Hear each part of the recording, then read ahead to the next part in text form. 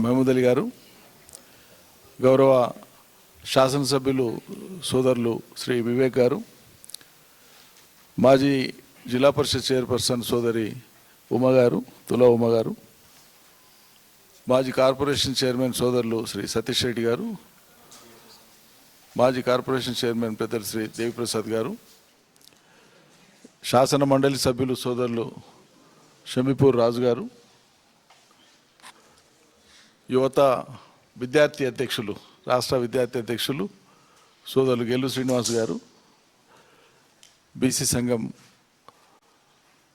సభ్యులు, BC commission మాజీ సభ్యులు శ్రీ కిషోర్ గారు, మీడియా మిత్రులందరికీ మీ ద్వారా రాష్ట్ర అన్ని వర్గాల ప్రజానీకానికి కాంగ్రెస్ మోసాలతో దగాతో వంచబడినటువంటి రాష్ట్రంలోని సమూలంగా అన్ని వర్గాల ప్రజలకు నేను నమస్కారాలు తెలియజేస్తూ, రేపు 2 సెప్టెంబర్ నాటికి అధికారంలో ఉన్నటువంటి కాంగ్రెస్ సర్కార్ తెలంగాణ రాష్ట్రంలో అధికారంలోకి వచ్చి 1000 రోజులు అవుతుంది. 100 రోజుల్లో కాంగ్రెస్కు మీరు అవకాశం ఇచ్చి మమ్మల్ని అధికారంలో కూర్చోబెడితే, కేసీఆర్ను మీరు దించేస్తే 100 రోజుల్లో ఈ హామీలన్నీ కూడా మేము అమలు చేస్తామని చెప్పి అద్భుతంగా రంగురంగుల కళలతోన అద్భుతమైనటువంటి హామీలు ఇచ్చినారు.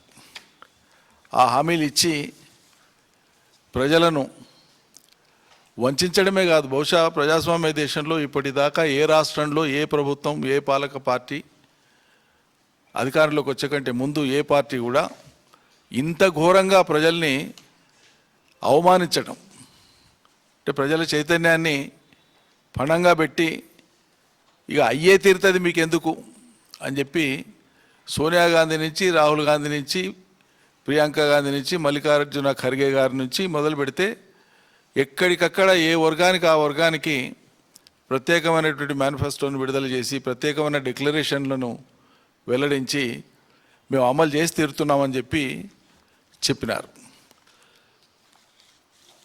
మీడియా మిత్రులు అప్పట్లో వాళ్ళు ఈ డిక్లరేషన్స్ చేస్తున్నటువంటి సందర్భంగా మీరు అమలు చేస్తామని చెప్తున్నటువంటి ఈ హామీలన్నీ కూడా అమలు చేయాలంటే ఎన్ని లక్షల కోట్ల బడ్జెట్ అవుతుందో ఏడాదికి మీకు ఏమైనా అంచనా ఉందా? దానికి మార్గాలేంటి? ఇది ఎట్లా సాధ్యమవుతుంది? ఇది సాధ్యం కాదని విఘ్నులు అంటున్నారు. అధికార పార్టీ, ఆనాటికి అధికార పార్టీగా ఉండేటువంటి బీఆర్ఎస్ అంటా ఉంది, సమాజంలోని మేధావులు అంటున్నారు, ఆర్థికవేత్తలు అంటున్నారు. ఇవన్నీ పూర్తిగా సాధ్యం కానటువంటి హామీలుగా మిగిలిపోతాయి అంటున్నారంటే, ఇక బట్టి విక్రమార్క గారు ఓ దిక్కు, రేవంత్ రెడ్డి గారు ఓ దిక్కు, ఆయన మాట్లాడిన మాటలు ఓ అబ్బా ఇంత పొడవు కాదు. ఇక బట్టి విక్రమార్క గారు అచ్చం ఆంధ్ర భాషల, ఏమండి మాకేం పరిజ్ఞానం లేదా, మాకేం అనుభవం లేదా, మాది 130 ఏళ్ల పార్టీ, 130 ఏళ్ళు దాటిన పార్టీ, 50 సంవత్సరాల పైచిలకు అధికారం నిర్వహించినటువంటి పార్టీ కేంద్రంలోనూ రాష్ట్రంలోనూ, మాకు అనుభవం లేకుండానే, లెక్కలు వేసుకోకుండానే, బాధ్యతారహితంగానే ఇలా చెప్తున్నామనుకుంటున్నారా? సరిగా ఆయన తనదైనటువంటి శైలిలో అవన్నీ చెప్పి తమకు అనుభవం ఉన్నట్లు, తమ పార్టీకి అనుభవం ఉన్నట్లు, అన్ని లెక్కలు బేరీజ్ వేసుకొనే ఈ హామీలన్నీ ఇస్తున్నట్లు, కాబట్టి ఈ హామీలకు ఏమీ ఢోకా లేదని చెప్పి డంకా బజాయించి చెప్పినారు. ఎన్నికలకు పోయేటువంటి సమయంలో ఎక్కడ కూడా వాళ్ళు ఇచ్చినటువంటి హామీలు ఇస్తున్నటువంటి సందర్భంగా ఎక్కడ కూడా ఇప్పుడుండేటువంటి కేసీఆర్ సర్కారు చేసినటువంటి అప్పులు మా హామీలకు అడ్డొస్తాయేమో, లేదా ఆ హామీలను అధిగమించడానికి, ఆ అప్పుల్ని అధిగమించడానికి, మా హామీల్ని అమలుపరచడానికి మా ముందు ఉండేటువంటి మార్గాలు ఇవి, మేము ఈ రకంగా ఆదాయ మార్గాలను పెంచబోతున్నామని చెప్పి కూడా ఆనాడు ప్రజలకు ఎక్కడ చెప్పలే. అన్ని అభూత కల్పనలు. వాళ్ళు ఒక్కొక్క డిక్లరేషన్ మీ అందరికీ తెలుసు, గతంలో చెప్పినాం, మళ్ళీ గుర్తు చేస్తున్నాం. ఇది స్వయంగా రాహుల్ గాంధీ గారిని తీసుకొని వచ్చి వరంగల్లో చేసినటువంటి రైతు డిక్లరేషన్. ఈ రైతు డిక్లరేషన్కి సంబంధించి ఏమేమి చెప్పినరో మళ్ళీ నేను వివరిస్తా. అదేవిధంగా ఒక్కో రోడ్డు పట్టుకోండి, తర్వాత చూపిద్దాం. ఇది Chevella SC/ST declaration, Kamareddy BC declaration, ఇది మైనార్టీ డిక్లరేషన్, ఇక హైదరాబాద్లో youth declaration, Telangana Congress job calendar, ఆ తర్వాత ఒక్క ఊర్లో మాత్రమే ఒక ప్రాజెక్టుగా పైలట్ ప్రాజెక్టుగా మొదలుపెట్టినటువంటి నల్లమల డిక్లరేషన్ అనేటువంటిది ఇది గిరి జల వికాసం అని ఒకటే ఒక ఊర్లో దాదాపు 12,000 పైచిలకు గ్రామ పంచాయతీలు మొన్న పెరిగిన వాటితో కలుపుకుంటే ఇంకా చాలా అవుతాయి. వాటిలలో ఒకటే ఒక గ్రామంలో అమలు చేసినటువంటి దీన్ని మొత్తం రాష్ట్రంలో అమలు చేసినటువంటి ఒక ప్రాజెక్టుగా చూపించినారు. సో ఈ డిక్లరేషన్స్ అన్నింటి ద్వారా డిక్లరేషన్స్లో అంతర్భాగంగా ఉండేటువంటి హామీలు అన్నీ కలుపుకుంటే 420 హామీలు దిఖాదో సాబ్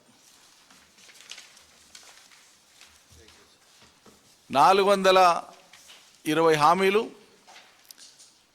ఈ డిక్లరేషన్స్. వీటికి 1000 రోజులు అవుతుంది. మామూలుగా సహజంగానో దురదృష్టవశాత్తు ఎవరైనా మరణిస్తే మనం దశదిన కర్మనో ఏకాదశ దిన కర్మనో 12 రోజుల్లో చేస్తాం. మరి ఈ 1000 రోజుల తదినం కాంగ్రెస్ ప్రభుత్వానికి పెట్టాల్సి వస్తుంది. రాష్ట్రంలో ప్రజలు ఎక్కడికక్కడ కాంగ్రెస్కు ఇచ్చిన హామీలు మరిచి ప్రజల్ని వంచినందుకు 100 రోజుల్లో అమలు చేస్తామని చెప్పి ఇవాళ 1000 రోజులు అవుతున్నా రేపు సెప్టెంబర్ 2కి అమలు చేయనటువంటి వాళ్ళ యొక్క వైఫల్యాన్ని ఎండగడుతూ ఎక్కడికక్కడ వాళ్ళ ధోకాను వాళ్ళ మోసాన్ని ఎక్కడికక్కడ వివరిస్తూ రాష్ట్ర వ్యాప్తంగా 2వ తేదీ నుంచి బీఆర్ఎస్ పిలిపిస్తున్నది, ప్రజలకు పిలిపిస్తున్నది. బీఆర్ఎస్ శ్రేణులే కాదు యావత్ ప్రజానికానికి మీ నిరసనను, మీ వ్యతిరేకతను, మీ డిమాండ్ను బయటికి వచ్చి ప్రకటించాలి. మౌనంగా మేము భరించడానికి సిద్ధంగా లేము. మీ మోసాన్ని అడ్డుకొని తీరుతాం, మీ మోసాన్ని ఎండగడతాం అనేటువంటి విధంగా ఎక్కడికక్కడ ప్రజలు బయటకు వచ్చి వాళ్ళ యొక్క నిరసనను తెలియాల్సి ఉంటుంది. దానికోసం ఒక ఆందోళన కార్యక్రమాన్ని మా party working president Shri KTR గారు ఇతర సీనియర్ నాయకులందరూ చర్చించి ఒక షెడ్యూల్ని విడుదల చేయడానికి సన్నద్ధం చేసినారు. అది వాళ్ళ అఫీషియల్గా అనౌన్స్ చేస్తున్నాం. మొన్న టెలికాన్ఫరెన్స్లో రాష్ట్రంలోని పార్టీ శ్రేణులందరికీ కూడా సూచనలు ఇవ్వడం జరిగింది. దీన్ని వాళ్ళ పార్టీ పరంగా అధికారికంగా అనౌన్స్ చేస్తున్నాం. షెడ్యూల్ 2వ తారీఖు నుంచి 9వ తారీఖు ఉండేటువంటి 9వ తారీఖు దాకా ఉండేటువంటి దాదాపు అంటే 1st to 8th 9 days అవుతుంది. ఏమండి 8 days 8 రోజుల పాటు సరిగ్గా 8 రోజుల పాటు ఉండేటువంటి ఈ షెడ్యూల్ని మేము ప్రకటిస్తున్నాం. మొదటి రోజు 1st సెప్టెంబర్ నాడు ఈ ప్రభుత్వం మీద తెలంగాణ భవన్లో ఇక్కడే ఒక లోగోను ఆవిష్కరించి ఛార్జ్షీట్ను ఈ ప్రభుత్వం మీద కాంగ్రెస్ ప్రభుత్వం మీద ఛార్జ్షీట్ను నమోదు చేస్తూ ప్రజలకు విడుదల చేస్తాం. 2 సెప్టెంబర్ నాడు 6 గ్యారంటీల వైఫల్యాల మీద నియోజకవర్గ కేంద్రాల్లో ఎక్కడికక్కడ ధర్నాలు, బాకీ కార్డులను పంచటం, ప్రజలకు 420 ఫీట్ల ఫ్లెక్సీ ప్రదర్శన చేస్తాం. అదేవిధంగా 3వ తేదీ నాడు వ్యవసాయ విధ్వంసం పైన 22A కింద 22A కింద నిషేధిత జాబితాలో పెట్టినటువంటి వ్యవసాయ భూములను పెట్టిన దానికి, వ్యవసాయ విధ్వంసం రెండింటి మీద వ్యవసాయం, నీటిపారుదల రంగం, విద్యుత్తు, యూరియా, రైతు బీమా కొరకు రైతు సదస్సులు గ్రామీణ ప్రాంతాలలో, హైదరాబాద్ మరియు అర్బన్ ప్రాంతాలలో ఎక్కడికక్కడ ధర్నాలు నిర్వహించేటట్లుగా 3వ తారీఖు నాడు. అదేవిధంగా 4వ తేదీ నాడు వృద్ధులు, వికలాంగులు, మహిళలతో సదస్సులు, మహిళలకు 2,500 ఇస్తామని ఇవ్వకపోవడం, కేసీఆర్ కిట్ను బంద్ చేయడం, కళ్యాణ లక్ష్మికి మంగళం పాడడానికి సన్నద్ధం కావడం, షాది ముబారకు మంగళం పాడడం, తులం బంగారం పూర్తిగా ఎగ్గొట్టడం, ఎక్కడ ఇవ్వకుండా విద్యార్థినులకు స్కూటీలు ఇవన్నీ ప్రభుత్వానికి నిరసనగా వంట వార్పు ఉంటుంది. 4వ తేదీ నాడు ఈ అన్ని కార్యక్రమాలని ఎత్తి చూపుతూ వంట వార్పు. 5వ తేదీ నాడు విద్యార్థులు, యువత, ఫీజు రియంబర్స్మెంట్ను, జాబ్ క్యాలెండర్ వైఫల్యము, యూత్ డిక్లరేషన్ అమలు, వీటి కోసం నియోజకవర్గ కేంద్రాల్లో ర్యాలీలు ఉంటాయి యువత విద్యార్థుల చేత.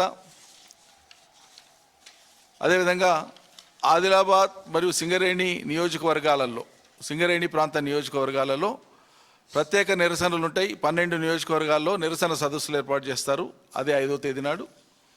6వ తేదీ నాడు హైదరాబాద్ నగరానికి సంబంధించి మిగిలిన తెలంగాణ నియోజకవర్గాల్లో కూడా తాగునీరు, వీధి దీపాలు, శాంతి భద్రతలు, ట్రాఫిక్, బస్సు దవాఖానా సాధనకై ఆటోల ర్యాలీ ఉంటుంది. 6వ తేదీ నాడు భారీగా ఆటో ర్యాలీ హైదరాబాద్ మహానగరంలో. మిగిలిన తెలంగాణ గ్రామీణ ప్రాంతాల్లో అదే రోజు పల్లెల విధ్వంసం, పడకేసినటువంటి పారిశుద్ధ్యానికి నిరసనగా గ్రామాల్లో ఎక్కడికక్కడ ఏ రూపంలో వీలైతే ఆ రూపంలో నిరసన కార్యక్రమాలు అక్కడ స్థానిక ప్రజలు చేసేటట్లుగా పిలుపునిస్తున్నాం. 7వ తేదీ నాడు ప్రజావాణిలో భాగంగా అన్ని జిల్లా మరియు మండల ప్రజావాణి కేంద్రాల్లో 420 హామీల అమలుపై వినతి పత్రాల సామూహిక వినతి పత్రాల సమర్పణ. 8వ తేదీ నాడు జిల్లా కేంద్రాల్లో 7 రోజుల కార్యక్రమాలపై మరోసారి ప్రెస్ మీట్ పెట్టి అంబేద్కర్ గారి విగ్రహానికి వినతి పత్రాలు ఇస్తూ సెప్టెంబర్ 10వ తేదీన ఉపాధ్యాయ ఉద్యోగ సంఘాల నిరసన కార్యక్రమాలకు సంఘీభావం తెలపడం జరుగుతుంది. ఈ రకంగా 8 రోజుల కార్యక్రమంతో పాటు సెప్టెంబర్ 10 నాడు ఉండేటువంటి ఉద్యోగ సంఘాల యొక్క, ఉపాధ్యాయ సంఘాల యొక్క డిమాండ్లకు మద్దతునిస్తూ ఎక్కడికక్కడ అందులో పాల్గొనడం జరుగుతుంది, సంఘీభావం తెలపడం జరుగుతుంది. ఇక వాళ్ళు ఆనాడు చెప్పినటువంటిది ఇది మచ్చుకు కొన్ని ఎన్నికలు జరిగేటువంటి సమయానికి 30 తారీఖు నవంబర్ 23 ఈనాడు పత్రికలు ఇచ్చినారు. ఇట్లా అన్ని పత్రికలలో భారీ అడ్వర్టైజ్మెంట్లు ఇచ్చినారు. ఏవి హామీలకు సంబంధించి. ఇది వెలుగులో ఇది నవంబర్ 30, 2023 పోలింగ్కు ముందు నేను చెప్పేది. ఇది వెలుగు 7 మే 2024 ప్రభుత్వం వచ్చినాక పార్లమెంట్ ఎన్నికల సమయంలో. ఇక దేవుళ్ళ మీద ఒట్లు, గుళ్ళ మీద ఒట్లు, ఎవరైనా ప్రజలు మర్చిపోయిన దేవుడు ఉంటే కూడా రేవంత్ రెడ్డి మరీ గుర్తు చేసి ఆ దేవుని పేరు మీద ఒట్టు పెట్టి అందరినీ గుర్తు చేసి, దేవుళ్ళందరినీ కూడా గుర్తు చేసి ఒట్లు పెట్టించినారు. ఈ ఒట్లకు కూడా ఏమన్నా నమ్ముతారో నంబరు అనేప్పుడు ఎన్నికల టైంలో వీళ్ళ ముఖాలకు అదనపు అట్రాక్షన్ ఉండాలి, అదనపు ఆకర్షణ ఉండాలని చెప్పి మరి రాహుల్ గాంధీ గారి, ఖర్గే గారి, సోనియా గాంధీ గారి ఫోటోలతో పాటు ప్రజలు చాలా సులభంగా భ్రమలకు గురయ్యేటువంటి విధంగా అద్భుతమైనటువంటి ఈ కార్డులు కొట్టించినారు.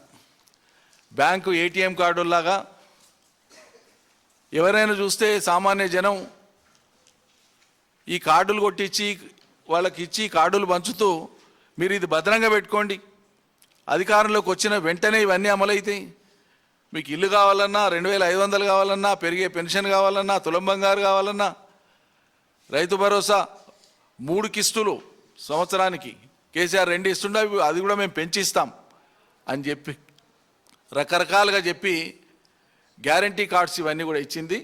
ఈ ఫ్రంట్ సైడ్ ఇట్లుంటుంది, బ్యాక్ సైడ్ ఇట్లా వారి సింబల్తో పాటు రాహుల్ గాంధీ గారి ఫోటో ఉంటుంది.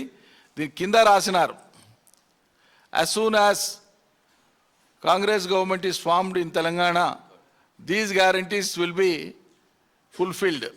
This is a Congress program and cannot be used for any other purposes. అంటే ప్రత్యేకంగా దీనికోసమే మేము ఈ కార్డులు ఇస్తున్నాము, ఇవి భద్రంగా పెట్టుకోండి అని చెప్పినారు. ఇంత పెద్ద ఎత్తున మోసం చేయడం, చీటింగ్ చేయడం అనేది భారతదేశ ఎన్నికల చరిత్రలో ఎక్కడైనా జరిగిందా? ఇప్పటి వరకు ఏదైనా ఒక పార్టీ ఓ 2, 3, 4 ప్రధానమైనటువంటి హామీలు చేస్తే చాలా మటుకు అమలు చేసి 1వ 6వ చేయలేకపోతే ప్రజలకు చెప్పుకుంటారు, ఈ ప్రత్యేక పరిస్థితులలో మేము చేయలేకపోయినాం, మిగతా అన్నీ కూడా మేము చేసినాం, చేయగలిగినాం అని చెప్తారు. చేసినవి మొత్తం ఎగ్గొట్టేటువంటి, ఇంతగా మోసం చేసేటువంటి, ఇప్పుడు ఒకరికో ఇద్దరికో ఏదైనా మోసం జరిగితే, ఒకరినో ఇద్దరినో ఎక్కడైనా వంచిస్తే, మోసం చేస్తే మోసం కింద మనం క్రిమినల్ కేసు కూడా వేయచ్చు. పోలీసులు తీసుకోకుండా ప్రైవేట్ కంప్లైంట్ వేసి కోర్టు ద్వారా ఎఫ్ఐఆర్ ఇష్యూ చేయించవచ్చు. కానీ 4 కోట్ల మందిని మోసం చేసినటువంటి దాని మీద ఎన్ని ఎఫ్ఐఆర్లు ఇష్యూ చేయాలి, ఎన్ని కంప్లైంట్లు పడాలి, ఇప్పుడు ఎవరి మీద పెట్టాలన్నట్లు తెలంగాణ ప్రజలు క్రిమినల్ కంప్లైంట్ ఎవరి మీద రిజిస్టర్ చేయాలా? సుమోటోగా చేస్తుందా పోలీసు? సోనియా గాంధీ పేరు వాడుకుంటారు, సోనియా గాంధీ బొమ్మ వాడుకుంటారు, రాహుల్ గాంధీ బొమ్మ వాడుకుంటారు, ప్రియాంక గాంధీ బొమ్మ వాడుకుంటారు మీ ముఖాలు చెల్లవని. మరి డిక్లరేషన్ చేసినటువంటి ఆయా జాగాలకు వచ్చి నిజంగానే మీరు ఏది ఎంత అమలు చేసినారో మీరు రాహుల్ గాంధీ గారితో చెప్పేయండి, ప్రియాంక గాంధీ గారిని పిలిపించి చెప్పేయండి. నిరుద్యోగ భృతి ఒక్కరికన్నా ఇచ్చిండ్రా రాష్ట్రంలో? స్కూటీ ఒక్కరికన్నా ఇచ్చిండ్రా? 2 లక్షల ఉద్యోగాలు క్యాలెండర్ విడుదల చేసిండ్రా? అమలు చేసిండ్రా? మా ప్రభుత్వంలో కేసీఆర్ ఫైనలైజ్ చేసినటువంటి జాబ్స్నే మీరు వచ్చిన కాయిదాలు ఇచ్చి ఇవి మాదే అని చెప్పుకుంటారు సిగ్గు ఎగ్గు లేకుండా. ఇలా నిరుద్యోగ యువత అంతా కూడా రోడ్లు పట్టుకొని ఆందోళన చేస్తూ ఉంది. వాళ్ళ మాటలకు కానీ వాళ్ళ ప్రశ్నలకు కానీ జవాబు ఇచ్చేటువంటి స్థితిలో ముఖ్యమంత్రి కానీ మంత్రులు కానీ ఉన్నారా ఈ రాష్ట్రంలో? శాసనసభ్యులు కానీ ఉన్నారా? వాళ్ళంతా మీ వాళ్లే కదా. గతంలో వాళ్ళు ఏ పార్టీకి సంబంధించిన వాళ్ళు కాదు, కానీ వాళ్ళ ఆశలు నెరవేరాలని, వాళ్ళ కోరికలు నెరవేరాలని అప్పుడున్న ప్రభుత్వాన్ని కాదని మిమ్మల్ని అందలం ఎక్కించినారు. ఇలా వాళ్ళ మీద లాఠీ దెబ్బలు ప్రయోగించి వాళ్ళ పై విమానం మొత్తం మోగిస్తారు మీరు. ఇక ఆఖరికి సంస్కారం లేకుండా నిరుద్యోగుల్ని ఉద్యోగాలు ఆశించే పిల్లల్ని ఎండ్రిందాగి చచ్చిపోమని కూడా చెప్పే ముఖ్యమంత్రి. ఏంది మీ నిర్వాహకం అసలు రాష్ట్రంలో? ఇలా రైతులు సంతోషంగా ఉన్నారా? అన్నీ సవ్యంగా ఉన్నటువంటి టైంలో నీ కరెంటు ఎనికే యూరియా ఎనికే కూడా చేతగానటువంటి అసమర్థ సర్కార్ ఇది. ఇలా ఉన్న నీళ్లను ఆంధ్రాకు పంపించేసి తమాషా చూస్తూ ఉంది. గోదావరి నీళ్ళ నదికు, కృష్ణా నీళ్ళ నదికి యథేచ్ఛగా పంపించడమే కాదు, కంప్లీట్గా ధారాదత్తం చేయడానికి పూనుకున్నది, చీకటి ఒప్పందాలు చేసుకుంటున్నది. తెలంగాణ రాష్ట్రంలో ఉండేటువంటిది తెలంగాణ ప్రజల సర్కారు కాదు ఇది. ముమ్మాటికి 100% ఆంధ్ర ప్రయోజనాలను నెరవేర్చడానికి ఉన్నటువంటి ఒక బానిస సర్కార్ ఇది. చాలా బాధగా చెప్పాల్సి వస్తుంది ఈ మాట. ఇక్కడ ఏ అంశంలో తెలంగాణ ఆత్మను మీరు ప్రదర్శిస్తున్నారు, వ్యక్తీకరిస్తున్నారు, ఆవిష్కరిస్తున్నారు?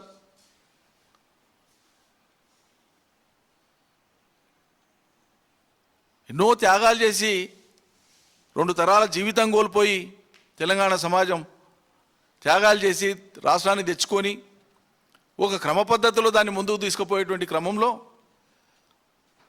ఇంకా అక్కడ నెరవేరవలసినటువంటి కొన్ని ఆశలు కానీ కొన్ని కార్యక్రమాలు కానీ అమలు కావాల్సినవి ఉన్న చోట ఓపికగా సమాజాన్ని ముందుకు పోనీయకుండా ఇక్కడేదో జరిగిపోలేదు, ఇంక మేము వస్తే మొత్తం ఉల్టా తిప్పేస్తాం ప్లేట్ అనేటువంటి విధంగా ఆకాశం అంత ఎత్తు అబద్ధాలు ఆడి తెలంగాణ ప్రజల్ని మోసం చేసినారు. మరి అలా మేము సూటిగా అడుగుతున్నాం, రాహుల్ గాంధీ గారు భారతదేశంలో దేశమంతా తిరుక్కుంటా ప్రత్యేకంగా యువతీ యువకుల్ని చాలా పెద్ద ఎత్తున ఆకర్షించడానికి వారు గంభీరమైన ఉపన్యాసాలు చేస్తున్నారు. చాలా ఉపన్యాసాలు నాకు కూడా నచ్చినాయి, నిజంగా చెప్తున్నా, నిజాయితీగా చెప్తున్నా. కానీ అదే ఉపన్యాసాలు తెలంగాణకు వచ్చి చేయమని అడుగుతున్నాం, ఉస్మానియా విశ్వవిద్యాలయానికి వచ్చి చేయమని అడుగుతున్నాం, అశోక్ నగర్ చౌరస్తాకు వచ్చి రాహుల్ గాంధీ గారిని అదే ఉపన్యాసాలు చేయమంటున్నాం. మీ సర్కారు ఇక్కడ ఏమి హామీలు ఇచ్చిందో, ఏమి అమలు చేయలేదో, ఏమి అమలు చేసిందో వివరణ ఇవ్వండి తెలంగాణ సమాజానికి, తెలంగాణ యువతి యువకులకు, మీపై ఆశలు పెట్టుకున్నటువంటి వాళ్లకు. దేశంలో ఉండేటువంటి ప్రజలకు కానీ, దేశంలో ఉండేటువంటి కొత్త తరం యువతి యువకులకు కానీ మీరు గొప్ప ఆశలు కల్పిస్తున్నారు కదా, సంతోషమే. మరి ఇక్కడికి వచ్చి హతాశులైనటువంటి తెలంగాణ సమాజపు యువతి యువకులకు నమ్మకాన్ని కల్పియండి. ఆటో డ్రైవర్లు చచ్చిపోయి, రైతులు చచ్చిపోయి ఆత్మహత్యలు చేసుకుని, నిరుద్యోగ యువకులు వాళ్ళు దిక్కు దారి తోచనటువంటి పరిస్థితులలో వాళ్ళు చాలా భయంకరమైనటువంటి స్ట్రెస్కు గురవుతున్నారు. పరీక్షలు పెట్టడానికి చేత కాదు, లేక పెట్టిన ఒక పరీక్ష లోపభూయిష్టమైనటువంటిది గ్రూప్ 1 పెడితే.